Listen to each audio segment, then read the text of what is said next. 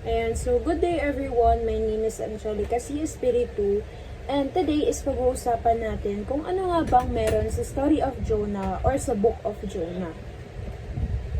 So, together with my group mates, Sofia Mariel Santa Rosa, Primo Lagaanan, Ian Campita, as well as Sancha Zamora and Luna Samantha. Now, our objectives is to discuss the story of Prophet Jonah and how he responded to God's commands personally and societal. Distinguish the kind of prophet was Prophet Jonah to the city of Nineveh and his message to its readers. And lastly, is identify how did God responded to Prophet Jonah despite how Prophet Jonah disobeyed and ignored God. Prophet Jonah was the son of Amittai and Naomi, who passed away due to postpartum hemorrhage and has two older brothers, but their names were not mentioned in the Bible. During the life of Prophet Jonah, he lived in the reign of the most cruel dynasty, the Assyrians. Isang mapagpala at pinagpalang umaga sa inyong lahat. Ngayon ating tatalakayin ang buhay o mga pagsubok na nangyari upang ma-fulfill ni Prophet Jonah ang mission na binigay ni God sa kanya.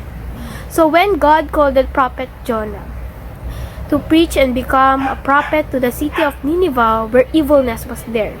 So si God, tinawag niya si Prophet Jonah para tulungan ang mga tao sa city of Nineveh upang makabuo o lumapit muli kay God at lumayo sa mga kasamaan na nangyayari sa Nineveh. So as we can see through the PowerPoint, ito yung mga kasalanan na umiikot sa city of Nineveh.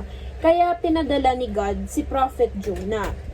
Pero ano nga ba yung mga naging response ni Prophet Jonah? Ano yung naging personal and societal and as well as religious response niya? Kayo ba? Tanungin ko kayo, nag-overthink ba kayo kahit minsan sa mga bawat bagay na kailangan ninyong gawin? Kasi si Prophet Jonah, ganun yung ginawa niya.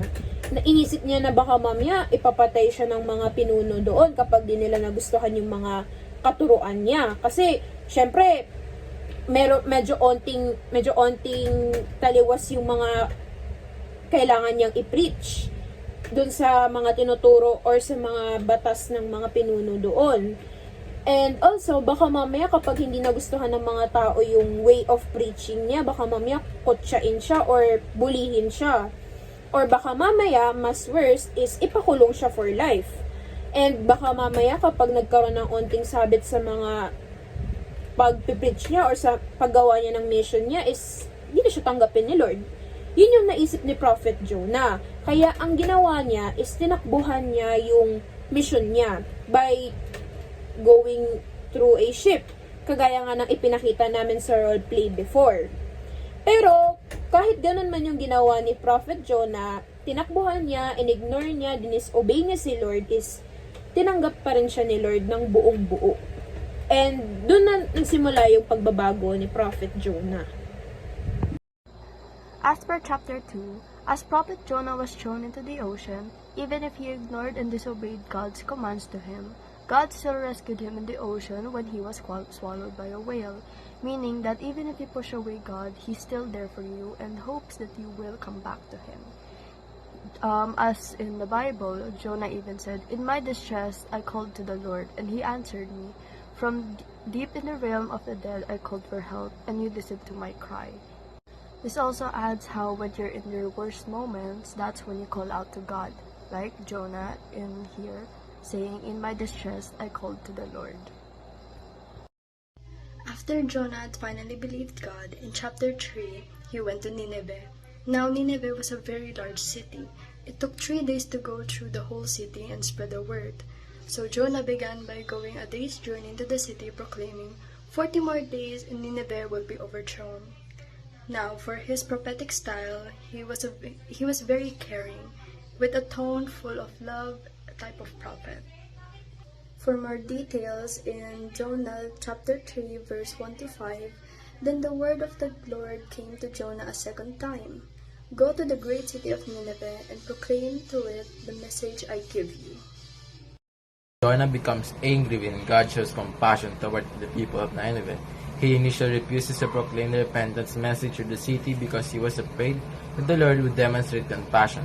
Kaya tumaan ang Diyos sa katunayan na nagpakita ng habag. Si Jonah ay nagalit at tinais na lamang mamatay at tinanong siya ng Diyos kung siya ba may karapatang magalit. So, ayan. So, sa lahat ng mga tinuro natin, or napag-aralan natin ngayon, nalaman natin kung sino nga ba si Prophet Jonah, sino yung mga magulang niya, and kung may mga kapatid man siya. As well as, mas nakilala natin siya sa part ng story niya na kung saan naswallowed siya or nilunok siya ng isang malaking isda, which is ng whale. And, nalaman din natin kung ano yung naging mercy or yung God's mercy kay Jonah, which is yung pagbibigay ni God sa kanya ng second chance para ipagpatuloy yung naging mission niya. And as well as nalaman din natin kung ano yung paraan ni Prophet Jonah para sa pagpe-preach sa city of Nineveh, kung saan si Prophet Jonah is isang napakamalambing na propeta, and iniintindi talaga niya yung mga problema ng tao kung bakit sila nagkakaganoon. And lastly is, punta naman tayo sa author's message. Ano nga ba yung mensahe ng kwento ni Prophet Jonah sa atin, sa mga tao in the current world? So, dito, nalaman natin yung totoong mensahe or yung totoong meaning ng compassion.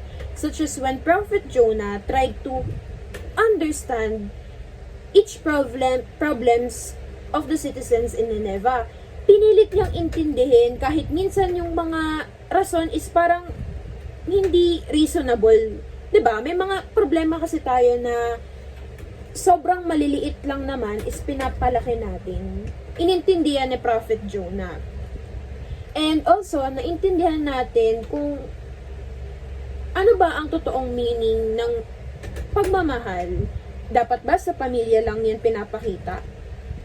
Nalaman din natin yan. And also, dito rin natin naintindihan kung ano nga ba ang pagpapatawad. Ang pagpapatawad ba pag sinabi mo bang, okay, sige, pinatawad na kita, yun na yun?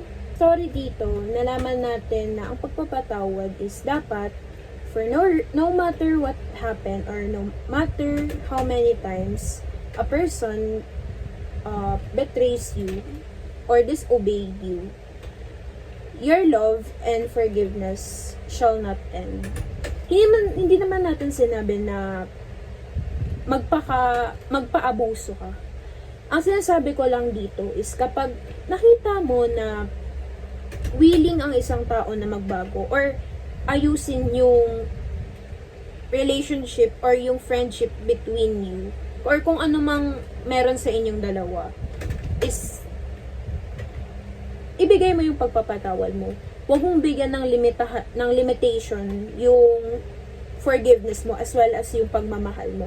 Kasi in some point, 'di ba? Ang pagpapatawad is a way of showing your love, not only in your family as well as in your friends.